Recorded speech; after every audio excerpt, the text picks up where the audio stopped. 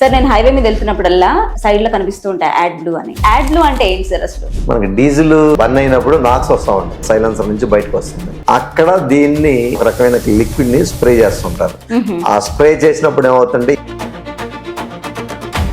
Manufacturing ఇదంతా ఎలా జరుగుతుంది? దీంట్లో ఏంటంటే మనకి 18 పారామీటర్స్ ఉంటుంది. ఈ 18 పారామీటర్స్ ప్రతి బ్యాచ్ ఆ పారామీటర్స్ ప్రకారం ఉందా లేదా చెక్ చేసిన తర్వాత అప్పుడు మనం దాన్ని యాడ్లు అనేది ఫ్యూయల్ కాదు, ఒక ఇంజిన్ ఆయిల్ కాదు. కానప్పుడు ఈ BS6 వెహికల్ అనేది ఎందుకు ఇబ్బంది పడుతుంది? ఒకవేళ ఇది యాడ్లు అయిపోయి సైలెన్సర్ లో స్ప్రే అవ్వకపోతే మీ బండి ఆటోమేటిక్ గా స్లో అయిపోతుంది. డీజిల్ ఇంజిన్ లో డీజిల్ అయిపోయినా మీకు బండి ఆగిపోతుంది. ఈ రన్నింగ్ లో యాడ్లు లేకపోయినా మీకు బండి స్లో అయిపోతుంది. BS6 రెగ్యులేషన్స్ రాకముందు ఇదేం కంపల్సరీ కాదు. ఇప్పుడు గవర్నమెంట్ ఎందుకు దీన్ని కంపల్సరీ చేసింది? నా బండి నేను ఎట్టగొట్ట నడుపుకుంటాను, నాకు వెనకాల వాళ్ళు ఎలా వచ్చినాయంటే కుదరదు కదా. సుప్రీంకోర్టు గైడ్ లైన్స్ ప్రకారం కంపల్సరీ పొల్యూషన్ అనేది తగ్గించాల్సిందే. తగ్గించాలి అనుకున్నప్పుడు టెక్నాలజీ యాడ్లు ఎవరైనా యూజ్ చేయాలంటే దాన్ని ఎలా స్టోర్ చేసుకోవాలి, దాని షెల్ఫ్ లైఫ్ ఏంటి? 35 degrees టెంపరేచర్ బిలోనే మనం స్టోరేజ్ చేసుకోవాలి. ఎండబడిన డైరెక్ట్ గా సన్లైట్ దాని మీద పడినా, మూతలు ఓపెన్ చేసి పెట్టినా తొందరగా. సో పొరపాటున ఎప్పుడైనా ఈ యాడ్లోని మనం డీజిల్ ట్యాంక్ లో పోసినా ఏం జరుగుతుంది? యాడ్లు తీసుకెళ్లి డీజిల్ లో పోసేసారు అనుకోండి, పారామీటర్స్ మారిపోయి ఒక లేయర్ లాగా ఫామ్ అయిపోయి పంపుకి FIPకి ఇంజిన్ కి ఎఫెక్టే ఉంటుంది. సార్ ఇతర DF బ్రాండ్స్ తో పోలిస్తే ఎకోబ్లూ ప్రత్యేకత ఏంటి అసలు? తయారీ విధానం ప్రత్యేకత. మంచి మెటీరియల్ వాడతాము. ప్రతి బ్యాచ్ ని కూడా నామ్స్ ప్రకారం తయారు చేస్తాం. మేము తయారు చేసి మా వెహికల్స్ లోనే మేము డిస్ట్రిబ్యూట్ చేస్తాం. ఎకోబ్లూ ఫ్రాంచైజ్ ఇస్తుందని కూడా విన్నాం. అసలు ఈ ఫ్రాంచైజ్ మోడల్ ఎట్లా వర్క్ చేస్తుంది? ఫిల్లింగ్ స్టేషన్ అనేది ఒక కాన్సెప్ట్, ఫ్రాంచైజీ అనేది ఒక కాన్సెప్ట్ ఉంది. డైరెక్ట్ బిజినెస్ కాకుండా సెకండ్ బిజినెస్ కింద పెట్టుకోవచ్చు. దీంట్లో వీళ్ళు ఇన్వెస్ట్ ఎంత ఉంటుంది అంటే 2 lakhs ఉంటుంది. మీరు 3 నెలలు అయినా కూడా బిజినెస్ పెరగట్లేదు అనుకున్నప్పుడు మీరు ఇన్వెస్ట్ చేసిన అమౌంట్ మీకు ఇచ్చేసేసి. ఈ రోజుల్లో BS6 ట్రక్స్, బస్సు, ఇంకా కమర్షియల్ వెహికల్స్ ఏవైనా నడవాలంటే డీజిల్ తో పాటు ఇంకొక లిక్విడ్ కూడా కంపల్సరీ అయిపోయింది. దాన్నే యాడ్బ్లూ అంటున్నారు, DF అంటున్నారు. అసలు ఇవన్నీ ఏంటి? వీటి గురించి తెలుసుకుందాం ఈ రోజు నాతో ఉన్నారు ఎకోబ్లూ మేనేజింగ్ డైరెక్టర్ సుధీర్ బాబు గారు. సార్ నమస్తే. నమస్తే సార్ నేను హైవే మీద వెళ్తున్నప్పుడల్లా సైడ్ లో కనిపిస్తూ ఉంటాయి యాడ్బ్లూ అని. అసలు యాడ్బ్లూ అంటే ఏంటి అని చాలా సార్లు అనుకునేదాన్ని, ఎవరిని అడగల. ఐ థింక్ దిస్ ఇస్ ఈ మూమెంట్ కోసం వెయిట్ చేశాను అనుకుంటా. యాడ్బ్లూ అంటే ఏంటి సార్ అసలు? మనకి డీజిల్ బర్న్ అయినప్పుడు నాక్స్ వస్తూ ఉంటుంది. మనకి సైలెన్సర్ నుంచి కార్బన్ డైఆక్సైడ్, కార్బన్ మోనాక్సైడ్ నాక్స్ వస్తాయి. అది మన పొల్యూషన్ నామ్స్ ప్రకారం అది హెవీగా ఉంటుంది. దానికి మన భారత ప్రభుత్వం ఏం చేసిందంటే దాన్ని తగ్గించాలన్న ఉద్దేశంతో ఒక స్టాండర్డ్స్ BS1, 2, 3, 4 మీరు ఇనే ఉంటారు. ఇప్పుడు BS6 లో ఉన్నాం అంటే దాంట్లో వచ్చే నాక్స్ తగ్గించుకుంటా వచ్చింది అనమాట. ఇప్పుడు 2018 నుంచి BS4 వచ్చింది. తర్వాత ఇప్పుడు BS6 వచ్చింది. అంతకు ముందు ఇంజిన్స్ లో చేంజెస్ చేసి పొల్యూషన్ తగ్గించారు. ఇంకా ఇంజిన్స్ లో ఏమి చేయడానికి ఏం లేదు. ఇంకా మనకి నాక్స్ ఎక్కడి నుంచి వస్తుంది బయటికి అంటే వెనకాల టైల్ నుంచి, అంటే సైలెన్సర్ నుంచి బయటకు వస్తుంది. అక్కడ దీన్ని ఈ ఒక రకమైన కెమికల్ లిక్విడ్ ని స్ప్రే చేస్తుంటారు.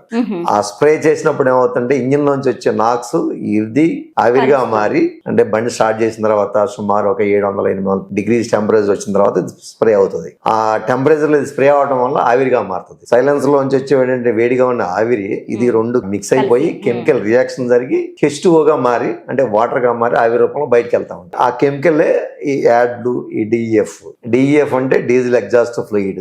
మీరు యాడ్లు అంటారండి. ఇది ఒక లైసెన్స్ విధానం. జర్మన్ ఆటోమొబైల్ ఇండస్ట్రీ వాళ్ళు VDA లైసెన్స్ అని ఒక లైసెన్స్ ఇస్తారు. ఆ లైసెన్స్ ఉన్న వాళ్ళంతా కూడా ఈ యాడ్లు అనే పేరుని వాడుతూ ఉంటారు. సో బేసిక్ గా ఇదంతా కెమిస్ట్రీ మీరు చెప్పింది ఇప్పుడు ఆల్మోస్ట్ కెమిస్ట్రీ క్లాస్ లా ఉంది. సో దీని మ్యానుఫ్యాక్చరింగ్ ఇదంతా ఎలా జరుగుతుంది సార్? యాక్చువల్గా ఏంటంటే మన కంపెనీ ఎకోబ్లూ బ్రాండ్ మీద 2018లో నందిగాంలో స్టార్ట్ చేసాం.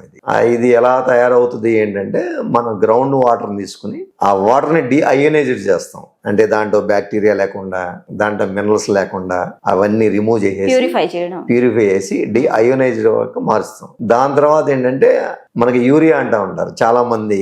అగ్రికల్చర్ యూరియా అందరికి తెలిసిందే, చాలలో వేస్తుంటారు. దాని తర్వాత దాన్ని ప్యూరిఫై చేసేస్తే technical grade urea, industrial grade urea, అలాగా ఆటోమొబైల్ గ్రేడ్ యూరియా. దాన్ని ప్యూరిఫై చేయగా ఫైనల్ గా ఏంటంటే ఆటోమొబైల్ గ్రేడ్ యూరియా. ఆ యూరియాని దీంట్లో బ్లెండ్ చేస్తారు. ఆ చేయటం వల్ల ఇది మనకి DF తయారవుతుంది, ఒక లిక్విడ్. దీన్ని మనం దాంట్లో వాడతాం అనమాట. సో యాడ్బ్లూ అనేది ఒక ఫ్యూయల్ కాదు, ఒక ఇంజిన్ ఆయిల్ కాదు. కానప్పుడు ఈ BS6 వెహికల్ అనేది ఎందుకు ఇబ్బంది పడుతుంది?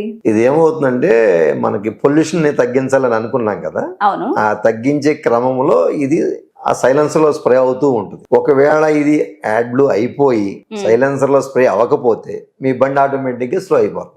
డీజిల్ ఇంజిన్ లో డీజిల్ ట్యాంక్ లో పోస్తే డీజిల్ ఇంజిన్ లోకి వెళ్ళి ఫైర్ అయ్యి మీకు శక్తి వచ్చి బండి ముందుకు వెళ్తా ఉంటుంది. దాంట్లో వచ్చే పొల్యూషన్ సైలెన్సర్ లోగా బయటకు వెళ్తుంది కాబట్టి పొల్యూషన్ తగ్గించాలి కాబట్టి ఇది దీంట్లో స్ప్రే అవుతా ఉంటుంది.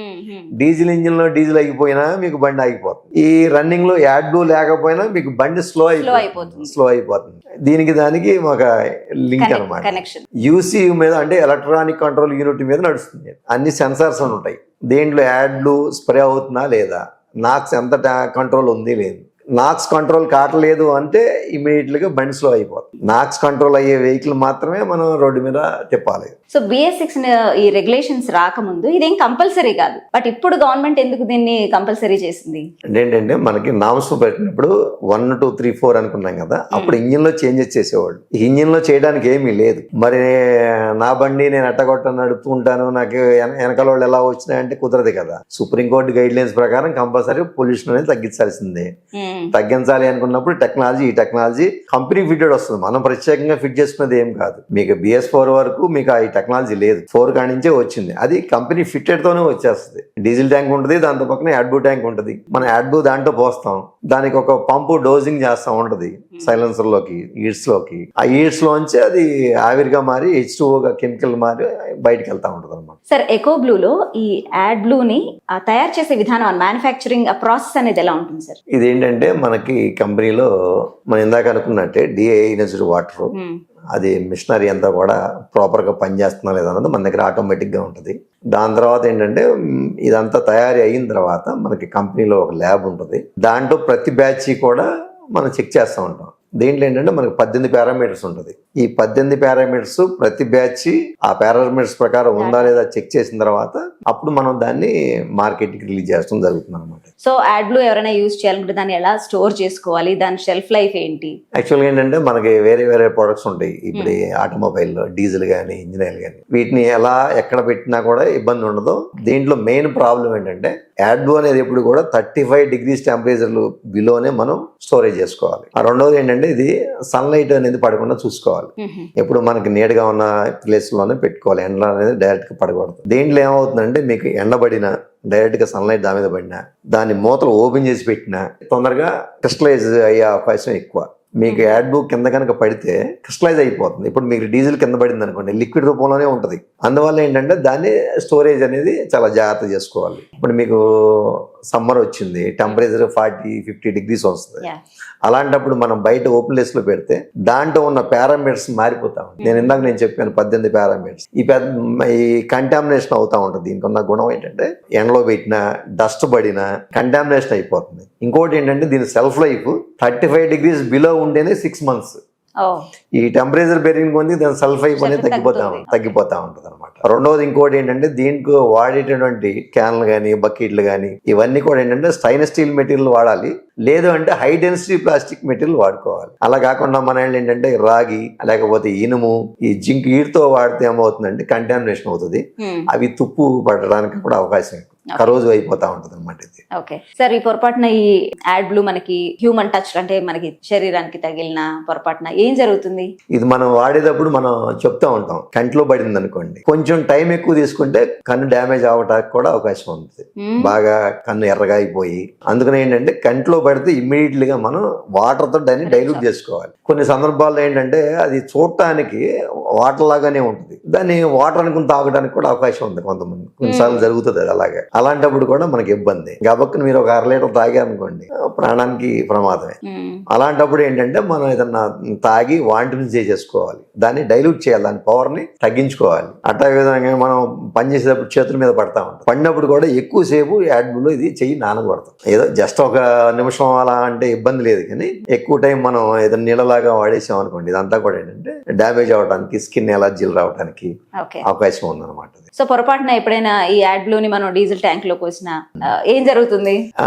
డీజిల్ ట్యాంక్ లో కనుక యాడ్ ఎక్కువ పడితే మాత్రం కంపల్సరీ మనం అది పంపుకి FIPకి ఇంజిన్ కి ఎఫెక్టే ఉంటుంది. మీకు యాడ్ తీసుకెళ్లి డీజిల్ లో పోసేసారు అనుకోండి, అదేమవుతుందంటే లోపలికి వెళ్ళిన తర్వాత పారామీటర్స్ మారిపోయి ఒక లేయర్ లాగా ఫామ్ అయిపోయి ఇది FIPకి వెళ్ళిపోయి ఇంజెక్ట్ అనేది డీజిల్ ఇంజెక్ట్ అవుతుంది. సేమ్ అదే డీజిల్ దీంట్లో పడింది అనుకోండి, మీకు ఏంటంటే మన ఒక మజ్జిగ మీద తెట్ట అలా వస్తుందో అలాగే తెట్ట వచ్చేసి ఈ డోజింగ్ పంపు డ్యామేజ్ అయిపోతుంది. అందుకని యాడ్ని ఎప్పుడు కూడా ప్రాపర్ గా మెయింటైన్ చేసుకునే బాధ్యత కంపల్సరీ మనకు ఉంది. సార్ అసలు మీకు ఈ ఎకోబ్లూ స్టార్ట్ చేయాలనే ఆలోచన ఎందుకు వచ్చింది? దీంట్లో ఉన్న ఛాలెంజెస్ ఏంటి? యాక్చువల్గా ఏంటంటే 95 నుంచి మాది ఆటోమొబైల్ సెక్టర్. అప్పటి నుంచి మనకి అంతకు ముందు కూడా మేము ఈ టెక్నాలజీ చూసాం, BS3 BS4 టెక్నాలజీలు. ఎందుకంటే ఎప్పటికప్పుడు ఈ వెహికల్స్ కొన్నప్పుడల్లా లేటెస్ట్ టెక్నాలజీ ఏంటి, రాబోయే రోజుల్లో ఎలా ఉంటుంది అనేది కూడా మేము ఎక్కువ తెలుసుకుంటూ ఉంటాం. ఆ సందర్భంలో ఏమైందంటే మేము 2017 ఏప్రిల్లో ఈ వెహికల్స్ కొన్నాం. అప్పుడు వీటికి యాడ్లు అనేది వాడాలి అని చెప్పి ఈ షోరూమ్స్ లో చెప్పారు. ఇది ఎందుకు అంటే మీకు ఇప్పుడు ఇంతమంది వీడమంచినాయి అని వాళ్ళు చెప్పడం జరిగింది. అంటే రాబోయే రోజుల్లో మరి వెహికల్స్ ప్రతి సంవత్సరం లక్షల్లో వెహికల్స్ మార్కెట్లోకి వస్తాయి. అప్పుడు ఇది రాబోయే రోజుల్లో మంచి బిజినెస్ ఉంటుంది అని చెప్పి మేము ఇమీడియట్గా అప్పట్లో ఏంటంటే మేము ప్లాంట్ పెట్టినప్పుడు దక్షిణ భారతదేశంలో ఫస్ట్ ప్లాంట్ మంది. అప్పుడు ఈ మిషనరీ కానీ రా మెటీరియల్ కానీ ఇండియాలో లేవు. మేము అప్పుడు మనకి ఇది యూరోప్ కంట్రీస్లో ఎక్కువ కాబట్టి జర్మనీ టెక్నాలజీ కాబట్టి అట్నుంచి వాళ్ళ మిషనరీని తెచ్చుకుంటాం, రా మెటీరియల్ తెచ్చుకుంటాం, ఇన్ఫర్మేషన్ తెచ్చుకుని స్టార్ట్ చేసాం. అప్పుడు మేము పెట్టినప్పుడు బ్రాండెడ్ కంపెనీస్ ఇప్పుడు మీకు టాటా ఏమీ లేవు. నేను 2018 ఫిబ్రవరిలో స్టార్ట్ చేసినప్పుడు మనకి వోల్వో కమిన్స్ అని వాళ్ళు ఒక్కళ్ళే మనకి ఆ బ్రాండ్ మీద మార్కెట్లో కనపడేది. తర్వాత ఇక చాలా బ్రాండ్స్ వచ్చేసినాయి. సో మార్కెట్ లీడర్స్ మీరు అనే కాదు, చాలా మంది ఉంటారు. మాది ఒక మొదట మీరే స్టార్ట్ చేశారు కాబట్టి ఆల్మోస్ట్ మా ఏపీ తెలంగాణలో ఓన్ బ్రాండ్ మీద ఎక్కువ మార్కెట్ ఉంది మనది. సార్ ఇతర DF బ్రాండ్స్ తో పోలిస్తే ఎకోబ్లూ ప్రత్యేకత ఏంటి? అసలు మ్యానుఫ్యాక్చరింగ్ నుంచి డిస్ట్రిబ్యూషన్ వరకు మీ ప్రత్యేకత ఏంటి? మా దాంట్లో ప్రత్యేకత ఏంటంటే తయారీ విధానం ప్రత్యేకత.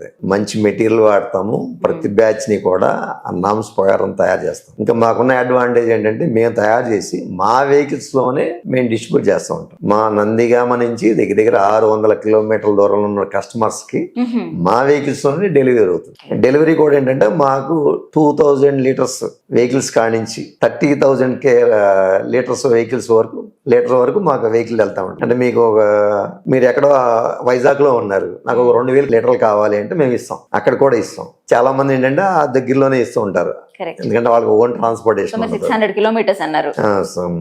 ఇలా మనం ఓన్ గా ట్రాన్స్పోర్ట్ చేయడం వల్ల ఏంటి అంటే మనకి స్టాఫ్ అంతా కూడా మనవాళ్ళే ఉంటారు. దీన్ని చాలా కేర్ గా తీసుకెళ్తారు. మేము ఇందాక చెప్పాం కదా, డస్ట్, హీటు ఇవన్నీ కూడా ఏంటంటే మనం ఆ కేర్ తీసుకుంటాం, మన కంట్రోల్లో ఉంటాయి అన్నమాట. ఎందుకంటే కస్టమర్ కి మనం నమ్ముకుని మన ప్రొడక్ట్ తీసుకుంటున్నాడు కాబట్టి ఆ కస్టమర్ కి అంత నాలెడ్జ్ ఉండకపోవచ్చు ఆ ప్రొడక్ట్ ని ఎలా వాడాలనేది. మన కస్టమర్ కి మెటీరియల్ ఇచ్చేటప్పుడే మనం ఏంటంటే ఇలా వాడండి, ఇలా అని చెప్పి గైడ్లైన్స్ ఇస్తాం. రెండోది ఏంటంటే మన దానికో స్పెషల్ ఏంటంటే మనది ఫస్ట్ క్వాలిటీ ఉంటుంది, దాని తర్వాత క్వాంటిటీ ఉంటుంది. మూడోది ఏంటంటే ప్రైస్. ఎక్కువగా ఏంటంటే కమర్షియల్ వెహికల్స్ వాళ్ళు కాబట్టి ప్రతిదీ రూపాయి లెక్కేసుకుంటారు కాబట్టి వాళ్ళకి పెట్టిన దానికి ఇది రీజనబుల్ గా మనం ప్రతి పైసాకి మనం వాల్యూగా ఇస్తాం అనమాట. సో ఎకోబ్లూ ఫ్రాంచైజ్ ఇస్తుందని కూడా విన్నాం. అసలు ఈ ఫ్రాంచైజ్ మోడల్ ఎట్లా వర్క్ చేస్తుంది సార్? మన దాంట్లో ఏంటంటే ఫిల్లింగ్ స్టేషన్ అనేది ఒక కాన్సెప్ట్ ఉంది, ఫ్రాంచైజీ అనేది ఒక కాన్సెప్ట్ ఉంది. ఈ ఫిల్లింగ్ స్టేషన్ లో ఏంటంటే కొంతమంది ఇప్పుడు మీకు పెట్రోల్ బంకుల్స్, తర్వాత హోటల్స్, ఆ టైర్ షాప్స్, వీళ్ళకి ఏంటంటే 2 lakhs లోనే అతి తక్కువ పెట్టుబడి మంచి ప్రాఫిట్స్ వచ్చేటట్టు ప్లాన్ చేసాం. ఏంటంటే వాళ్ళు అక్కడ సెకండ్ బిజినెస్ కింద, డైరెక్ట్ బిజినెస్ కాకుండా సెకండ్ బిజినెస్ కింద ఇది పెట్టుకోవచ్చు. దీంట్లో వీళ్ళు ఇన్వెస్ట్ ఎంత ఉంటుంది అంటే 2 lakhs ఉంటుంది, అంతే చిన్న ఇన్వెస్ట్మెంట్. ఇప్పుడు మీకు ఒక పెట్రోల్ పంప్ ఉందనుకుందాం, ఈ డీజిల్ కొట్టించుకుంటే వెహికల్స్ అక్కడికి వెళ్తుంది. మనం ఒక 2 lakhs తో వాళ్ళు పక్కన పెట్టుకున్నారు అనుకోండి, అదే ఆపరేటర్ డీజిల్ కొట్టేసి పక్కన యాడ్ కూడా ఫిల్ చేస్తాడు. అందుకే ఏంటంటే చిన్న ఇన్వెస్ట్మెంట్ అది. మనం ఏం చెప్తామంటే 3 నెలల్లో మీకు బిజినెస్ బాగుంది అనుకుంటే ఉంచుకోండి, నడుపుకోండి. కంపెనీ ఏం చెప్తుందంటే మీరు పెట్టిన 2 lakhs సంవత్సరం అంటే 12 నెలల్లో మీకు రిటర్న్ వచ్చేసేయాలి. మీరు 3 నెలలు అయినా కూడా బిజినెస్ పెరగట్లేదు అనుకున్నప్పుడు మీరు ఇన్వెస్ట్ చేసిన అమౌంట్ మీకు ఇచ్చేసేసి మా మెటీరియల్ మేము తీసేసుకుంటాం. 2 lakhs ఇది సైడ్ బిజినెస్ కింద చేసుకోవచ్చు. అలాగే కొంతమంది ఏంటంటే అసలు ఇదే బిజినెస్ చేద్దామని కొంతమంది ఉన్నారు. ఇప్పుడు మాకు ఆల్రెడీ ఒక 4-5 ఉన్నారు, ఒక్కొక్కళ్ళు ఒక 5 ఫిల్లింగ్ స్టేషన్లు పెట్టుకున్నారు. అక్కడ ఫిల్లింగ్ స్టేషన్ పెట్టమంటారు. అక్కడ మీ ఖర్చు ఎంత వస్తుందంటే 3 lakhs వస్తుంది. సివిల్ వర్క్ చేయించుకుంటే మిగిలిన షెడ్తో సహా అంతా మనమే మెటీరియల్ ఇస్తాం. ఇది ఒక కాన్సెప్ట్. లేదు కొంతమంది ఏంటంటే మేమే బిజినెస్ చేయాలి, మేము ఏదో ఓన్ బ్రాండ్ మీద కొంతమంది ఉంటారు, ఇన్వెస్ట్ చేయాలి, మాకు ఒక బ్రాండ్ క్రియేట్ చేయాలి, వాళ్ళకు కూడా అవకాశం ఉంది. మా దగ్గరికి వస్తే మేము ఒకేసారి 30K కనుక కొనగలిగితే మీ బ్రాండ్ మీద మీరు మార్కెట్ చేసుకోవచ్చు. లేదు మా బ్రాండ్ మీద చేసినా కూడా ఓకే. అది ఫ్రాంచైజీ టైప్. అది మండలాల వారీగా ఉంది, జిల్లాల వారీగా ఉంది, అలా అనమాట. ఆ అవకాశం కూడా మన దగ్గర ఉంది. బాగుంది ఇది. అంటే సొంత బ్రాండ్ మీద అయినా వెళ్ళొచ్చు, లేదంటే మీ బ్రాండ్ మీద అయినా వెళ్ళొచ్చు. మీరు ఇంత ఆప్షన్ ఇస్తున్నారు. అవునండి. మా ఉద్దేశం ఏంటంటే ఒక వెహికల్ ఉన్న ఓనర్ కానించి ఒక 500-600 వెహికల్స్ ఉన్న ఓనర్స్ కూడా మా యాడ్ లోని వాడారు. సార్ ఒక చిన్న ర్యాపిడ్ ఫైర్ చేద్దాము. యాడ్ బ్లూ అంటే ఏంటి? ఇది జర్మన్ ఆటోమొబైల్ ఇండస్ట్రీ వాళ్ళ ఒక VDA లైసెన్స్ విధానం. ట్రక్ ఓనర్స్ చేసే బిగ్గెస్ట్ మిస్టేక్ అంటే ఏం చెప్తారు? ట్రక్ ఓనర్స్ చాలా మంది ఏంటంటే యాడ్ చీప్ క్వాలిటీ వాడుతూ ఉంటారు. వాళ్ళ యొక్క వెహికల్స్ ని ఇబ్బందులు పెడతా ఉంటారు. వాళ్ళ టైం ని వేస్ట్ చేసుకుంటుంటారు, మనీ వేస్ట్ చేసుకుంటుంటారు. ఫేక్ DEF ని గుర్తించడం ఎట్లా? అది మన దగ్గర ఒక కెమికల్ టెస్ట్ ఉంటుంది. అది మనం తీసుకుంటే ఈజీగా దాన్ని ఒక 2 డ్రాప్స్ వేసేస్తే కలర్ మారిపోతుంది. బ్లూ కలర్ లో ఉంది అనుకుంటే అది మంచి యాడ్ బ్లూ, రెడ్ కలర్ లో వచ్చింది అంటే bad ad blue. Okay. So మీ బ్రాండ్ ఎకో బ్లూని ఎక్స్ప్లెయిన్ చేయమంటే ఒక మాటలో ఏం చెప్తారు? మా ఎకో బ్లూ నమ్మకమైంది, quality, quantity, best price. Okay. So భారతదేశ DEF ఇండస్ట్రీకి మీ విజన్ ఏంటి? ఇది వెహికల్స్ అనేది నిరంతరంగా వస్తూనే ఉన్నాయి మార్కెట్లోకి. దాని ప్రకారం యాడ్ కన్సంప్షన్ అనేది పెరుగుతూనే ఉంది. సో ఈ ఇంటర్వ్యూ చూస్తున్న BS6 వెహికల్ ఓనర్స్ కానివ్వండి, మెకానిక్స్ కానివ్వండి, డ్రైవర్స్ కానివ్వండి, ఎవరికైనా సరే మీరు ఏం చెప్పాలనుకుంటున్నారు? ఎప్పుడు కూడా VDA లైసెన్స్ ఉన్న యాడ్లు మాత్రమే వాడండి. ఫేక్ DEF కనుక వాడినట్టయితే మీ SAR సిస్టమ్ అనేది డ్యామేజ్ అవుతుంది. అది చాలా వాల్యుబుల్. అదేవిధంగా షోరూమ్స్కి పద్దాకా వెహికల్ వెళ్ళటం, విధంగా అక్కడ మనీ వేస్ట్ అవ్వటం, టైం వేస్ట్ అవ్వటం జరుగుతుంది. అందుకని VDA లైసెన్స్ ఉన్నటువంటి యాడ్లునే వాడండి. Thank you Sudheer Babu garu. Thank you very much for joining us today, sir. నమస్తే. నమస్తే.